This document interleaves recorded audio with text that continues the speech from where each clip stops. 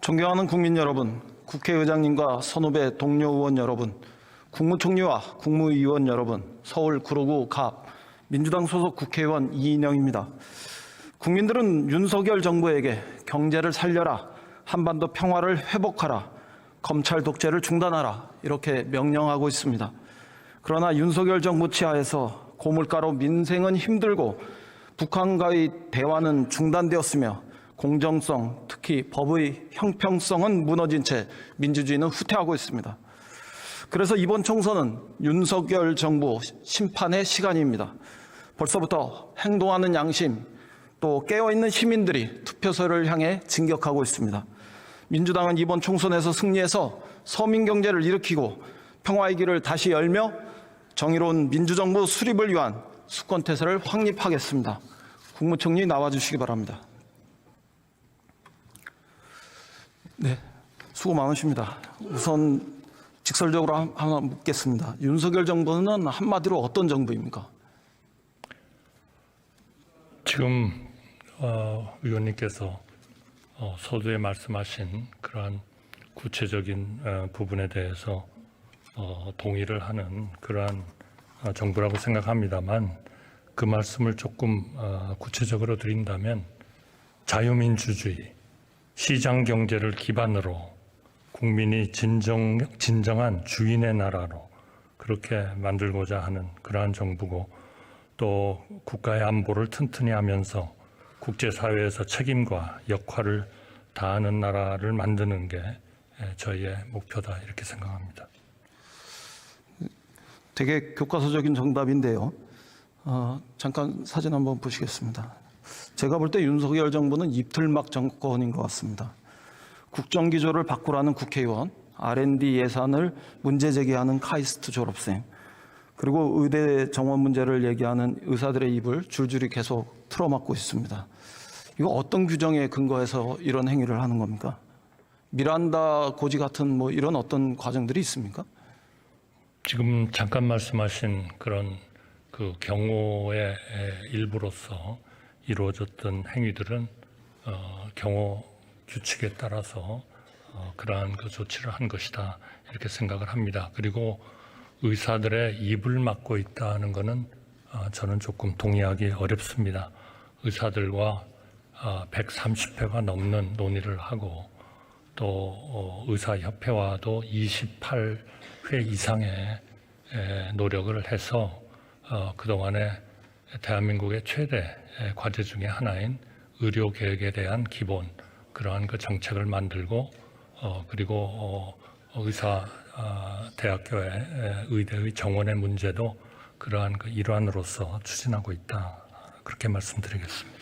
과거 군사독재 정권 시절의 불신검문 기억하십니까?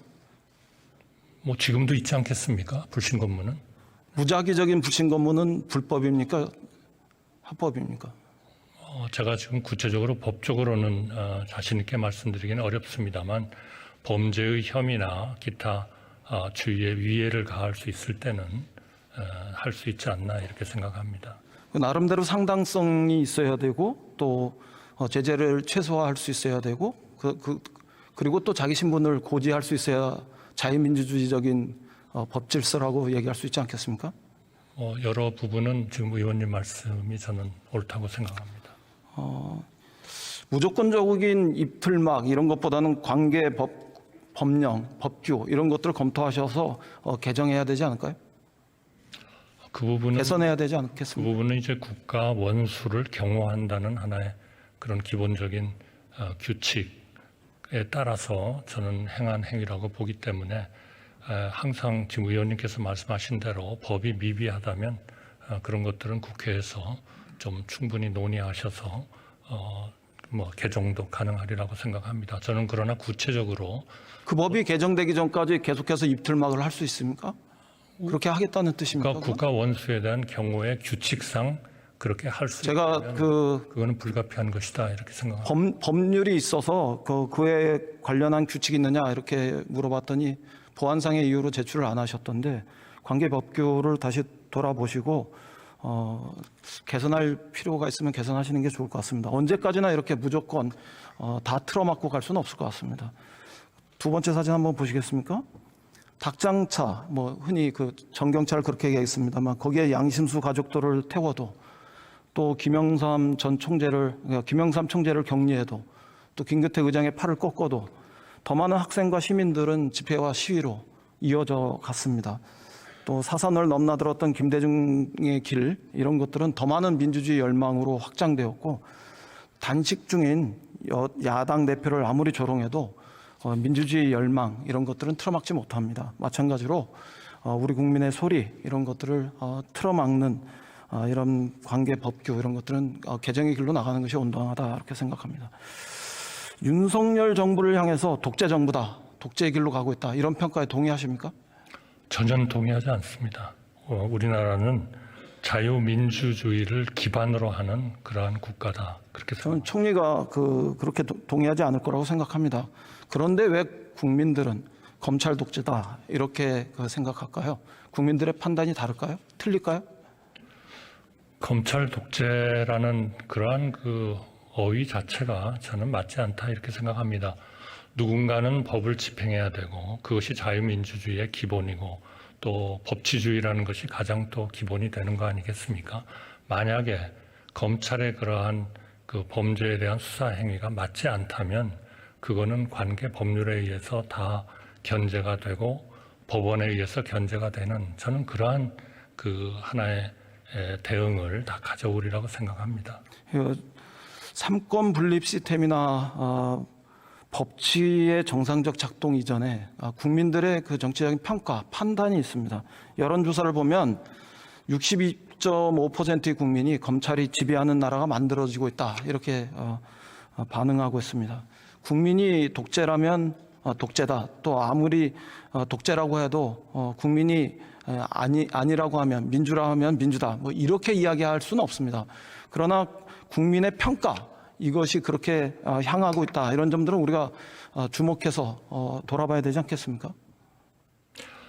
의원님께서 정확히 어떤 조사를 말씀하시고 또 그 조사가 정확히 어떤 질문을 누구에게 던지느냐 하는 것에 의해서 상당히 저는 그 평가가 달라지리라고 생각합니다. 한마디로 얘기하면 헌법에서 정한 자유민주주의적 기본 질서 이것은 우리 정부가 또 어떤 정부가 되더라도 절대로 양보할 수 없는 하나의 헌법적 가치고 또 우리 국민이 지켜야 하는 그러한 또 우리의 하나의 국가 체제가 민주공화국으로서 당연히 지켜야 하는 그러한 그 하나의 기본적인 원칙이고 또 정신이다 이렇게 생각합니다. 그 독재는 일반적으로 세 개의 과정, 세 개의 단계를 통해서 발전합니다. 형성이 됩니다. 우선 지배, 그 다음에 배제, 그 다음에 탄압 이렇게 갑니다. 지금 입틀막이 지배에 이어서 배제하고 혹은 탄압의 초기 그런 모습이 아니길 바랍니다. 독재는 또 다른 측면에서 의회 정치를 부정합니다. 잘 알고 계시죠? 네, 저희가 독재라는 체제를 특별한 어느 국민으로부터 수임받지 않은 예를 들면 군부라든지 특정 세력이 불법적 방법으로 권력을 쟁취하는 그래서 그렇게 해서 국민에 대한 하나의 그런 기본적인 자유민주주의 원칙을 지키지 않는 것 그거는 비교적 눈에 보이는 독재라고 생각합니다. 그러나 요즘 세계적으로 보더라도 합법적인 그러한 것을 다 갖추면서 실질적인 독재적인 이런 양상을 보이는 그러한 나라들이 상당히 많습니다.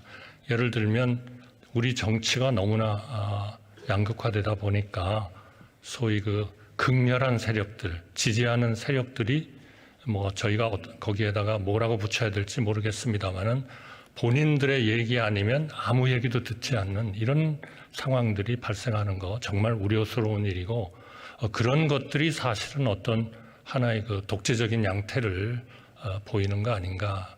그래서 정말 이거는 우리 정부도 물론 노력을 하겠습니다만은 정치권에서도 그러한 그 민주주의, 자유민주주의의 가장 그 해가 되는 그러한 그 반지성주의, 과학과 그런 진실에 바탕하지 않고 자기가 듣고 싶은 거를 듣고 거기에 따라서 행동하고 총리님 이상하게 같이 하지 하시고 싶은 말씀만 하시는 것 같은데 제가 얘기하는 건 지적하고 싶은 건 이겁니다. 의회를 부정한다는 것은 핵심적으로는 의회가 가져야 하는 의회 그 가장 특징의 하나일 수 있는 입법권을 부정하는 겁니다. 입법권을 무력화시키는 거죠. 윤석열 정부 들어서서 거부권 행사가 9건이고 이거는 이승만 정부를 빼고는 민주화 이후 최고의 수치입니다. 불과 2년 만에, 2년도 채 안 된 시간에. 그로 인해서 민생만 어려워졌습니다. 양곡법 거부가 농민을 힘들게 하고 간호법 거부로 갈등이 고조되고 노란 봉투법을 거부하면서 노동자에 대한 핍박, 배제 이런 것들은 지속되고 이태원법을 외면하면서 오송 참사도 반복되었습니다. 행정입법 4,318개 중에서 194건을 법제실에서 검토했는데 그중에 100건이 위법성이 지적됐습니다. 그 위법성의 백미는 검찰의 수사권 적용, 그리고 국정원의 역할, 경찰국 신설 등 이른바 권력기관의 권한 확대를 시행령 개정을 통해서 시도한 겁니다. 이런 부분들은 입법권을 무력화시키고 결과적으로는 의회주의를 부정하는 독재의 한 모습으로 볼 수 있는데 그렇지 않습니까? 이러한 것이 이제 우리 국가의 기본적인 정신인 자유민주주의에 어긋나고 법치주의에 어긋나는 거라면 그거는 여러 가지 우리의 헌법재판소의 기능이라든지 여러 기능을 통해서 저는 분명히 견제를 받으리라고 생각합니다. 그러나 아직까지 그러한 것에 대한 하나의 도전 내지는 개정 요구는 저희가 받은 바가 없다 하는 말씀을 드리겠습니다. 법을 행정명령으로 무력화시키는 것은 일종의 시행령 쿠데타입니다. 많이 지적됐지만 서울의 봄 혹시 영화 보셨습니까? 저는 뭐 그 내용을 너무 잘 알고 정승화, 장태환에게 막히니까 전두환 군부가 12.12 쿠데타를 했습니다. 이것과 똑같습니다. 수사권을 쥐고 기소권을 독점하려는 검찰 독재가 국회에서 맡기니까 정부가 시행령 쿠데타로 검찰 개혁을 무력화시키고 있는 거 아닙니까? 저는 뭐 그 문제에 대해서 우리 헌재나 이런 쪽에 하나의 문제 제기가 없었다 이렇게 생각을 해서요.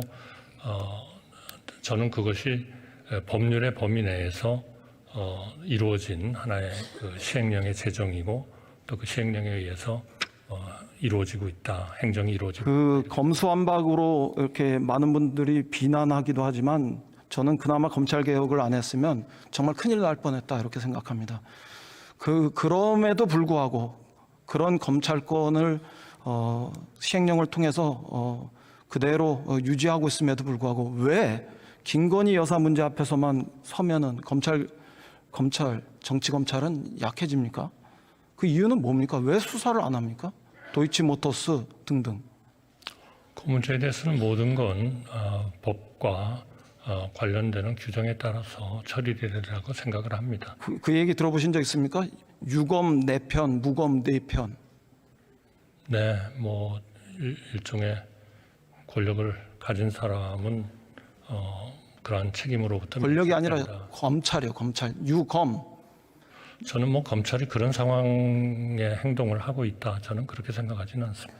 그 김건희 특검법의 제2요구 또 이거는 양평 게이트와 함께 부패와 비리에 대한 의혹만 증폭시키고 있고 유검 무죄, 무검 유죄라는 즉 검찰 카르텔이 대한민국에서 가장 강력한 방탄 카르텔이다 이런 점을 다시 한번 증명하는 거라고 생각합니다.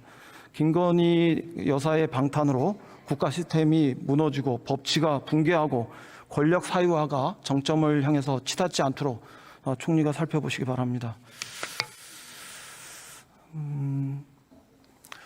민주주의는 어떤 측면에서는 정당 정치에 대한 존중 이런 것들을 통해서도 실현됩니다.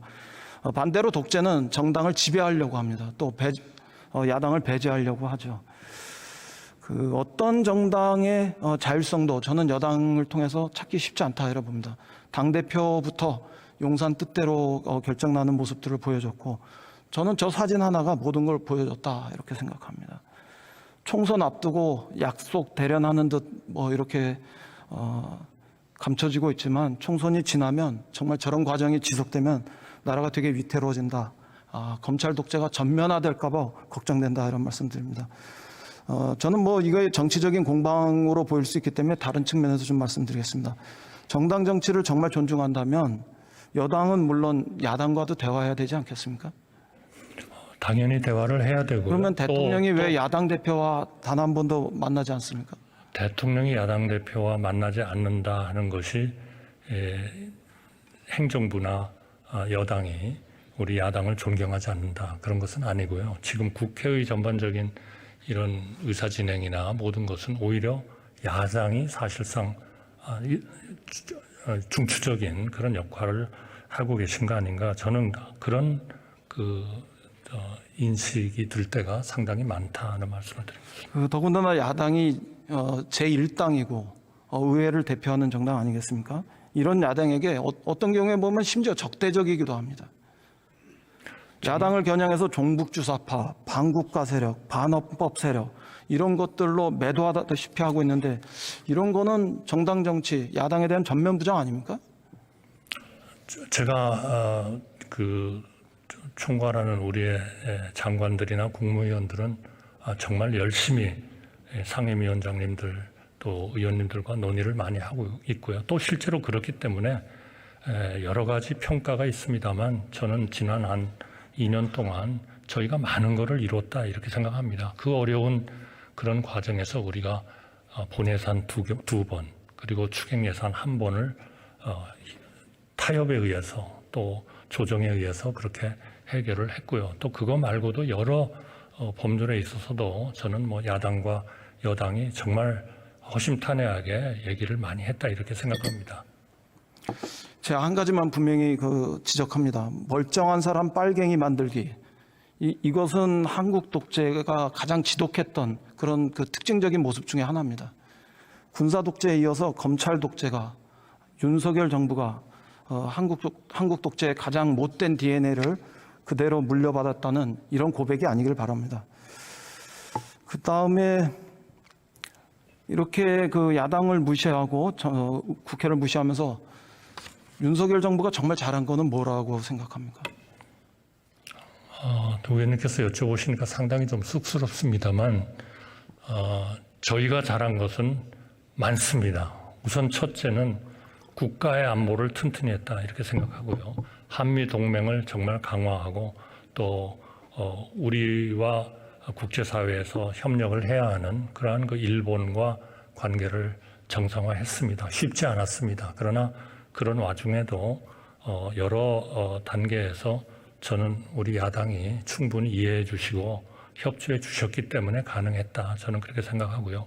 경제 문제에 대해서는 사실 정말 어려운 여건에 있었습니다만 이제 그러한 과정이 어느 정도 조금씩 이제 지나가는 때가 아닌가 이렇게 생각하고요. 이제 남은 것은 정말 우리 경제의 성장 잠재력을 확실하게 반석에 올려놓기 위한 또다시 어려운 과제이긴 합니다만 개혁을 제대로 하는 거. 이 문제에 있어서 저는 뭐 여러 분야의 개혁이 있습니다만 뭐 의료 개혁도 그 중에 하나입니다만은 정말 우리 야당의 절실한 그런 협조를 바람하지 않습니다. 앞으로 또 열심히 소통하고 설득하도록 노력하겠습니다. 그런데 젊은 청년들의 대화 과정에서 그런 기억은 별로 없습니다. 잼버리 사태가 국제적 망신이 되었다. 그리고 부산 엑스포 유치 실패의 와중에도 재벌과 벌어졌던 폭탄주 파티 이런 것들이 이렇게 젊은이들에게 기억됩니다. 이런 거는 극단적인 무능과 또 무사 안일의 상징으로 기억되고 있습니다. 지금의 입틀막까지 오면서 어디에도 국민의 소리는 들리지 않는가 봅니다. 비판 언론사는 전용기에 못 태워도 김건희 여사의 지인은 전용기에 타면서 권력의 사유와 영부인 놀이라 이런 조롱과 비난마저도 쏟아졌었습니다. 2인 방통위의 초법적인 인사권 남용 그리고 방심의 셀프 민원 조사 이런 것들은 전두환 시절에도 없었던 언론 장악 시도다 이런 비난입니다. 언론 통제는 전형적인 독재 행태 아닙니까? 네, 자유민주주의의 기본이 바로 언론의 자유라고 저는 믿습니다. 그렇기 때문에 지금 의원님께서 말씀하신 그런 기관들이 그러한 법에 어긋나는 일들을 하고 있다면 그거는 당연히 여러 가지 과정을 거쳐서 견제되고 또 대외적으로도 저는 국민들이 판단하실 수 있도록 알려지지 않겠나 그렇게 생각합니다. 저는 여기서 멈추지 않으면 필연적으로 더 큰 부패와 더 큰 비리를 야기할 거라고 생각합니다. 디올백, 양평 게이트에 대한 우리 국민들의 의심, 또 분노 이런 것들은 군사 독재 시절에 있었던 이순자, 장영자 이런 등의 문제들을 상기하고 있다. 이런 점을 경고합니다. 조금 다른 측면을 묻겠습니다. 지금 한국 경제 최대 위협 요인, 이거는 총리는 뭐라고 생각합니까? 그건 뭐라 해도 우리의 민생을 제대로 올리는 것이다 생각합니다.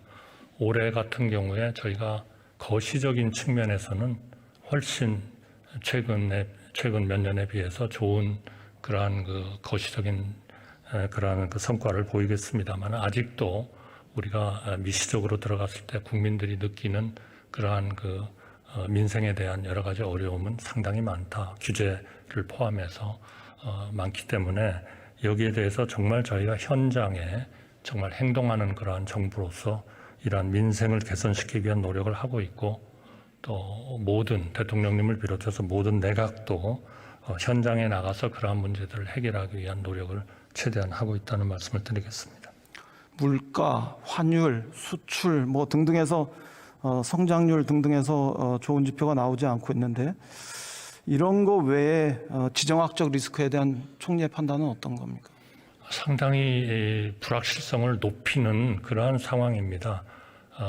우크라이나 전쟁도 아직도 끝나지도 않았을 뿐만 아니라 점점 더 좀 그런 복잡한 상태로 들어가고 있고요. 또 중동 문제, 홍해에서 일어나는 문제, 또 미중 간의 문제 이런 것들이 또 우리 대한민국이 처해 있는 여러 가지 또 그러한 지정학적 문제가 있기 때문에 이런 문제에 대해서도 역시 중요한 것은 우리가 좀 확실하게 이러한 외교 정책에 있어서 우리 양당 간에 좀